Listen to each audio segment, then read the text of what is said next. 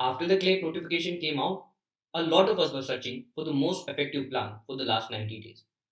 Team Nardos has always believed in making CLAT preparation simple and sensible. And we are bringing a simple and sensible strategy for the last 90 days. Hello guys, I am Divya, one of the nerds of Team Nardos, and I'll tell you how to prepare for your CLAT in the last 90 days in the most effective and the most efficient manner in a simple and sensible way.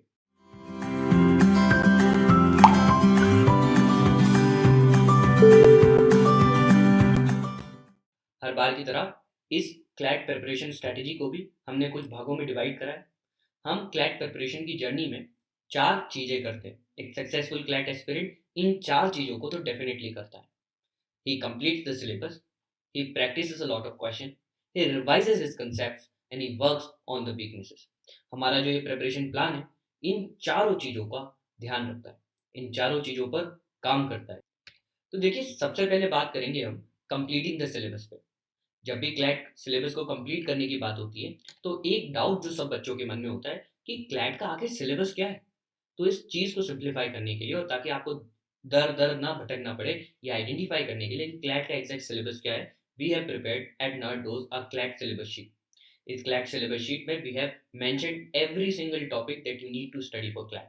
The link of the CLAT syllabus sheet is provided in the description. आप उसको download कर सकते हो और उसको download करने के बाद you can paste it in front of your table और you can keep it on your laptop और आप टैली कर सकते हो कि आपने अपने सोर्स किन किन सोर्सेज से आपने पढ़ा है और क्या आपने सारे कंसेप्ट को कवर करा है। जब एक बार हम इस बारे में बात कर लेते हैं कि हमको समझ आ गया है कि सिलेबस क्या है, अगला सवाल जो हमारे मन में आता है कि फिर ये सिलेबस करना कहाँ से है। इस सिलेबस को करने के आपके पास कई सारे सोर्स हो सकते हैं। हो सकता है कि you are already enrolled in the coaching, आपके पास उसका मटेरियल हो सकता है, आपके पास कुछ बुक्स हो सकती है। वो सब मटेरियल आप यूज कर सकते हो। जो बुक लिस्ट हमको सही लगती है उसको हमने डिस्क्रिप्शन में डाल दिया है। Now that we are clear on the syllabus, we need to understand what is the next step in planning our CLAT journey. हमारी क्लैट प्रिपरेशन में जैसा मैंने आपको बताया कि चार पार्ट्स होते हैं। तो एक अप्रोच तो ये हो सकती है कि हम चारों चीज़ों को एक एक कर करके पढ़ें। पहले हम क्लैट सिलेबस को कंप्लीट करें, फिर प्रैक्टिस करें, फिर रिवीजन पर जाएं और लास्ट में अपनी वीकनेस पर काम करें। लेकिन this is not a great strategy अभी, because this are only 90 days left. हमको हर चीज़ को साथ में करना होगा। हमको सिलेबस भी कंप्लीट करना होगा, साथ में प्रैक्टिस भी करनी होगी, रिवाइज भी करना होगा और अपनी वीकनेसेस पे भी काम करना होगा। ये आप कैसे करोगे वो मैं आपको वीडियो में बताऊंगा। लेकिन उससे पहले मेरे को आपको बताना है एक और स्पेशल चीज़ जो कि मैंने आप सारे लोगों के लिए करी है। ये है अगले 90 डेज के टारगेट। क्योंकि कई बार हमको ये पता नहीं होता है ना कि सिलेबस पता है, कैसे करना है ये पता है, लेकिन आखिर में करना कितना है ना। क्योंकि किसी प्रैक्टिस का तो कोई अंत नहीं होता। जब भी बोलते हैं कि क्लैट का खूब सारी प्रैक्टिस करनी है तो हमको ये समझ में नहीं आता है ना कितना प्रैक्टिस करनी है। तो 90 डेज में मोस्ट इफेक्टिव प्रैक्टिस क्या हो सकती है वो मैं आपको बताता हूँ। इन the next 90 days we should be targeting for 40 mocks. In the month of March and April we will be giving 2 mocks every week, which we will further increase to 3 mocks a week, that is a mock every second day from the month of May. उसके अलावा हमको हमारी CLAT syllabus sheet को complete करना होगा। 750 RC और CR के passages को कंप्लीट करना होगा। 250 लीगल पैसेजेस को कवर करना होगा। 160 डीआई सेट्स को कवर करेंगे। हम हमारे करंट अफेयर्स के मटेरियल को 3 बार रिव्यू करेंगे और बाकी पूरे सिलेबस का एक पूरा कॉम्प्रहेंसिव रिवीजन करेंगे। अगर हमने इतनी सारी चीजें 90 डेज में कर ली तो we are good to go for our CLAT exam. और क्या, दूसरा सवाल, क्या ये सब 90 डेज में पॉसिबल है? तो यस, ये सारी चीजें 90 डेज में पॉसिबल है। कैसे पॉसिबल होगी उसका मैं आपको एक डेली प्लान बताऊंगा। मैं आपको ये भी बताऊंगा कि हर दिन आपको कितना कितना करना है। लेकिन क्या हर दिन हमको सेम करना है? बिल्कुल नहीं। हमने क्या करा है कि हमने हमारी वीक को 3 टाइप के डेज में बांटा है। 4 हमारे स्टडी डेज होंगे, 2 मॉक डेज होंगे और एक रिवीजन डे होगा। ठीक है, तो हमारी वीक में 3 तरह के दिन होंगे। 4 दिन तो हम पूरी पढ़ाई करेंगे, 2 दिन हम मॉक भी देंगे और पढ़ाई भी करेंगे और एक दिन हम पूरा रिवाइज करेंगे। और अगर कुछ बैकलॉग होगा तो उसको फिनिश करेंगे और बैकलॉग नहीं होगा तो थोड़ा सा अपने आप को आराम देंगे और खुद की थोड़ी सी पीठ थपथपाएंगे। तो कैसे अब हर दिन कैसे टारगेट्स लेने हैं, किस तरीके से काम करना है, वो मैं आपको एक एक करके बता देता हूँ। तो अगला सवाल आपके मन में आ सकता है कि फिर क्या, कौन से डे को हमको स्टडी करनी है, कौन से डे को हमको मॉक देना है, किस दिन हम रिवीजन कर सकते हैं। तो देखो, आपकी वीक आइडियली एसी दिखनी चाहिए। संडे को you can give a mock, Monday और ट्यूसडे को आपका स्टडी डे हो जाएगा, वेंसडे को you can give a mock, Thursday Friday को आपका स्टडी डे हो जाएगा और सैटरडे को आप रिवीजन कर सकते हो। जरूरी नहीं है कि आप संडे या वेंसडे को ही मॉक दो, you can give mock in on any of this days, but please try to have mock day after 2 study days. और ऐसा क्यों मैं बोल रहा हूँ कि आपको आगे जब मैं आपको डेली की चेकलिस्ट दूंगा, डेली का रूटीन दूंगा ऑफ एवरी डे, बड़ा क्लियर हो जाएगा। And by the way guys, एक चीज़ मैं आपको इसी बीच बता दूं कि ये सारी चीज़ें जो मैं आपको बता रहा हूँ, ये सारी कंप्लीटली फ्लेक्सिबल है। इनको आप अपने हिसाब से टेलर भी कर सकते हो, किसी चीज़ को कम या ज़्यादा कर सकते हो। This is what I feel is ideal for every CLAT aspirant. अगर आपको लगता है कि किसी चीज़ को आपको थोड़ा एडजस्ट करना है, आपको अपनी क्लासेस को थोड़ा टाइम देना है, तो आप इससे एडिशनली, अगर आपके पास ज़्यादा टाइम है, for instance if you are a topper, you can also increase timing each of this components. But ideally आप मॉक डे की चेकलिस्ट कैसे दिखेगी? मॉक डे की चेकलिस्ट में हम न्यूज़पेपर 1 घंटा पढ़ेंगे। हम क्लैट सिलेबस शीट जो आपको डिस्क्रिप्शन में मिलेगी, उसके एक टॉपिक को कंप्लीट करेंगे, जिसमें आइडियली आपको 45 मिनट्स लगने चाहिए। उसके बाद हम आरसी और सीआर के पैसेजेस की प्रैक्टिस करेंगे 1 घंटा। हमारा टारगेट ये होना चाहिए कि हम 10 पैसेजेस कर लें। वो फिर आरसी के भी हो सकते हैं, वो सीआर के भी हो सकते हैं। उनका मिक्स आप आइडेंटिफाई कर सकते हो based on your mock score. आपका अगर आरसी में स्कोर कम आ रहा है तो आप RC that is English section में स्कोर कम आ रहा है तो आप इंग्लिश सेक्शन की ज़्यादा तैयारी कर सकते हो। सीआर सेक्शन में कम आ रहा है तो आप सीआर सेक्शन की ज़्यादा तैयारी कर सकते हो। या फिर आप 5-5 आरसी और सीआर के पैसेजेस हर दिन में प्रैक्टिस कर सकते हो। Practice of legal and DI, आपको इसको 45 मिनट्स देना है। ऐसा भी आप कर सकते हो कि एक दिन लीगल की प्रैक्टिस कर ली 45 मिनट और एक दिन आपने डीआई के सेट्स लगा लिए 45 मिनट्स। फिर आपको 2 घंटे मॉक देना है और 1 घंटा उसका एनालिसिस करना है। लेकिन प्लीज़ अंडरस्टैंड कि हमको रोज़ नहीं करना है, ये सिर्फ हमको संडे और वेडनेसडे को करना है, जो कि हमारे मॉक डेज़ होंगे, या फिर उन दिनों करना है जिन दिन को आपने अपने मॉक डेज़ डेज़िग्नेट किया है। Once you are done with the mock date checklist, let us understand what is a study date checklist look like. Study day checklist में newspaper, executable, practice of RCCR, practice of legal TI, ये चारों part same रहेंगे। लेकिन mock की जगह अब हम री में काम करेंगे। अब एक कॉमन क्वेश्चन जो आपके मन में आ सकता है कि यार ये री क्या है? तो देखो, जब भी हम मॉक देंगे, we will be working on creating a feedback loop. ये फीडबैक लूप कैसे क्रिएट करनी है वो आगे की स्लाइड में मैं आपको बताऊंगा, और आपको ये भी समझाऊंगा कि किस तरीके से हम हमारी वीकनेसेस पे काम कर सकते हैं।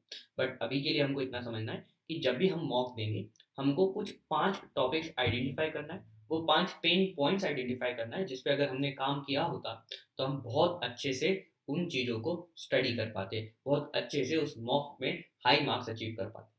वो आपके पॉइंट्स होंगे, वो आपके टॉपिक्स होंगे जिनको अगले 2 दिन तक आपको 2-2 घंटे पढ़ना है। तो अगले 4 घंटों में 2-2 घंटे on each study day, you have to work on those 5 pain points.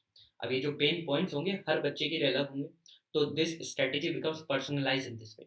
क्योंकि हर इंसान अपनी गलतियाँ अलग-अलग करता है। किसी को हो सकता है मैथ्स की कुछ टॉपिक्स में प्रॉब्लम आ जाए, किसी को हो सकता है सीआर की कुछ टॉपिक्स में प्रॉब्लम आ जाए। तो आपको ये काम करना है कि उस टॉपिक को 40 से 50 मिनट प्रैक्टिस कर लेना है। जब भी आप ये करते हो, तो आप अपनी वीकनेसेस पे काम करते हो, और वीकनेस पे काम करने से क्लैट में वही गलतियों को आप दोबारा नहीं दोहराते हो। क्योंकि अगर आपकी कोई वीकनेस है जो आपने मॉक में आइडेंटिफाई करी है और उस पर काम नहीं करा है, तो उस मॉक का एब्सोल्युटली नो पर्पस था देने का। ठीक है? और फिर जो आपका स्टडी डे होगा, उस दिन आप रिवीजन भी करोगे। 1 घंटा रिवीजन करोगे जो आपने पिछले 2 से 3 दिन में पढ़ा है।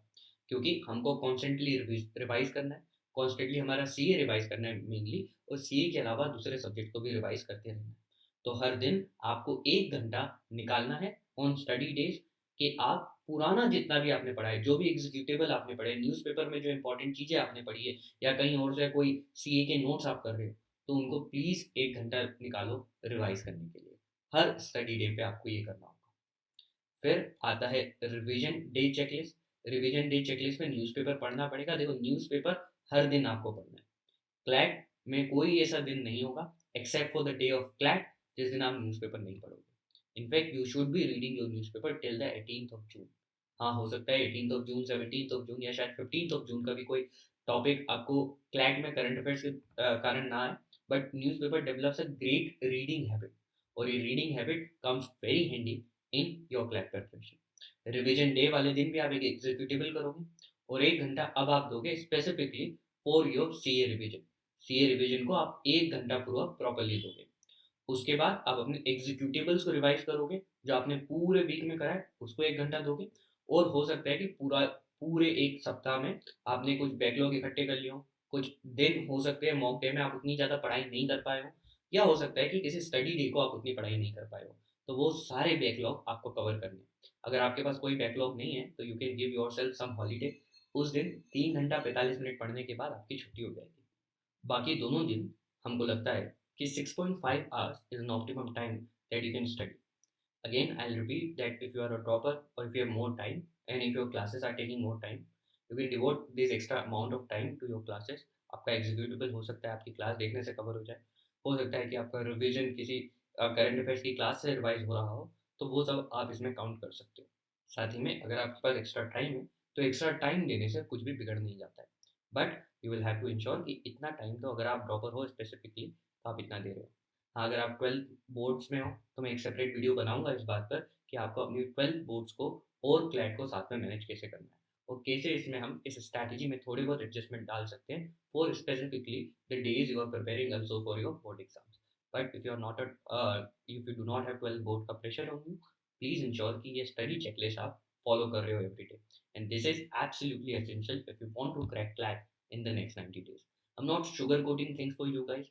I'm not going to tell you कि 3 घंटा पढ़ने से 4 घंटा पढ़ने से क्लैट क्रैक हो जाएगा, है ना? क्योंकि अभी हम 90 डेज स्ट्रैटेजी की बात कर रहे हैं, क्योंकि अभी ये मैं अज्यूम कर रहा हूँ कि आपने बहुत सारा नहीं पढ़ा होगा, और अगर आपने बहुत सारा पढ़ भी लिया होगा तो 6 और 30 minute is an optimum time जितने में आपकी क्लैट प्रेप अच्छे से हो सकती है, रिगार्डलेस ऑफ द वे और regardless of the state you are in your CLAT preparation.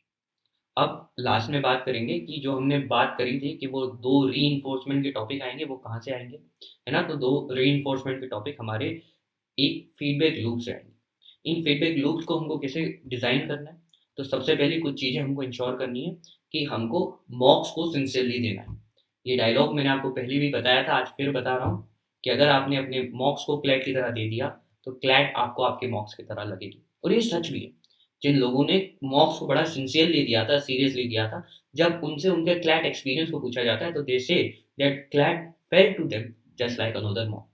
तो जब आपने मॉक दे दिया सिंसियरली, उसके बाद एक चीज़ हमेशा करना कि you have to analyse your mocks immediately. Immediately से मेरा मतलब ऐसा नहीं है कि बस मॉक देकर के आए, उसी समय लग गए। You can take a 5 to 10, 15, 20 minutes break maximum. उसके बाद तो आपको मॉक एनालाइज़ करने बैठना ही है। क्योंकि उसी समय उस फ्रेश स्टेट ऑफ माइंड में आप रहते हो और आपको पता होता है कि वो कौन से क्वेश्चंस थे और वो कौन सी सोच थी जिसने आपको मजबूर करा वो गलत ऑप्शन चूज करने के लिए, और जो सही ऑप्शन भी आपको लग रहा है जो आपने मार्क किया है, क्या वो सच में तुक्का था और did you really have the knowledge. उसके बाद you will have to read all the questions of the mock. 5 pain points आपको लिखने होंगे, अपने पास सेल्फ से बात करना होगा। ये सब कैसे डिटेल में करना है उसके लिए एक मॉक एनालिसिस का हम वीडियो बनाएंगे। लेकिन I am sure all of you who have been following me for some time know all this 5 points, कि कैसे 5 पेन पॉइंट्स लिखे जाते हैं, कैसे उन पे काम किया जाता है, और कैसे अपने पिछले सेल्फ से बात की जाती है, ये पूछने के लिए कि यार आखिर में वो कौन सी गड़बड़ थी, apart from not completing the syllabus properly, apart from not understanding the concept properly, जो मैंने करी। वो मिस्टेक टेम्परामेंटल भी हो सकती है, जैसे हो सकता है कि आप घबरा गए लास्ट में, हो सकता है कि आप टाइम डिस्ट्रीब्यूशन करके नहीं गए। वो सारी मिस्टेक आपको अपने प्रीवियस सेल्फ से जब आप बात करोगे तब आपको समझ में आ जाएगा। तो this is a strategy for creating your feedback loop. इस फीडबैक लूप से जो 5 पेन पॉइंट्स आएंगे, उन्हीं 5 पेन पॉइंट्स को आप 2-2 घंटे के स्लॉट में आपके स्टडी डेज के दौरान पढ़ोगे, उन्हीं स्टडी डेज के दौरान कंप्लीट करोगे। And I am sure guys, इसके बाद आपकी क्लैट प्रिपरेशन सबसे इफेक्टिव अंदाज में होगी। इस स्ट्रेटेजी में हमने सब कुछ करा है, सिलेबस को कंप्लीट करा है, रिवीजन पे एडिक्वेट टाइम दिया है, खूब सारी प्रैक्टिस करी है, और मॉक्स के पे काम करा है। और मॉक्स पे काम करते करते हमने ये भी इंश्योर करा है कि मॉक्स से जो हमारी वीकनेस निकल करके आ रही है, हम उन सब पे काम करें। This looks like a very simple strategy to you. This may look like कि मैंने आपको कोई बहुत ज़्यादा नई बातें नहीं बताई है, जो क्लैट 22 की स्ट्रैटेजी मैंने आपको दिसंबर में बताई थी, लगभग वही स्ट्रैटेजी तो मैंने अभी आपको बता दी। तो दिस इज ट्रू, क्लैट की स्ट्रैटेजी बहुत ज़्यादा नहीं बदली है।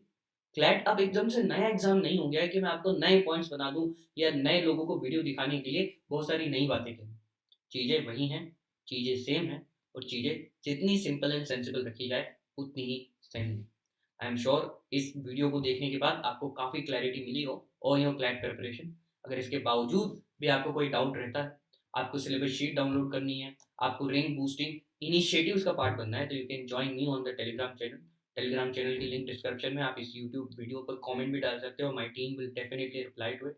और जाने से पहले I share with you a quote, एक ऐसा कोट जिसने मेरे को काफ़ी हेल्प करा है and times where I couldn't believe कि चीज़ें हो सकती है, या फिर at times when I was really procrastinating. जब मैं प्रोक्रास्टिनेट करता हूँ, मैं इस कोट को याद करता हूँ, the trouble is you think you have time. तो अगर आप में से कोई अभी तक सीरियस नहीं हुआ है क्लैट प्रिपरेशन को लेकर के, क्लैट प्रिपरेशन अभी भी आपको ऐसा लग रहा है कि हो जाएगी, टाइम बहुत है, थोड़ा-सा ब्रेक ले लेते हैं, तो प्लीज़ अंडरस्टैंड ये सबसे बड़ी मिसकंसेप्शन है, ये सबसे बड़ी प्रॉब्लम है कि आपको लगता है आपके पास टाइम है, जब टाइम आपके पास से जा रहा है। लेकिन at the same time if you think कि आपके पास टाइम नहीं है और आप क्लैट प्रिपरेशन अभी नहीं कर सकते हो, the trouble is also when you think you don't. So while the trouble is you think you have time, the trouble is also when you think you don't. So आपके पास time waste करने के लिए नहीं है, time adequately utilise करने के लिए properly है।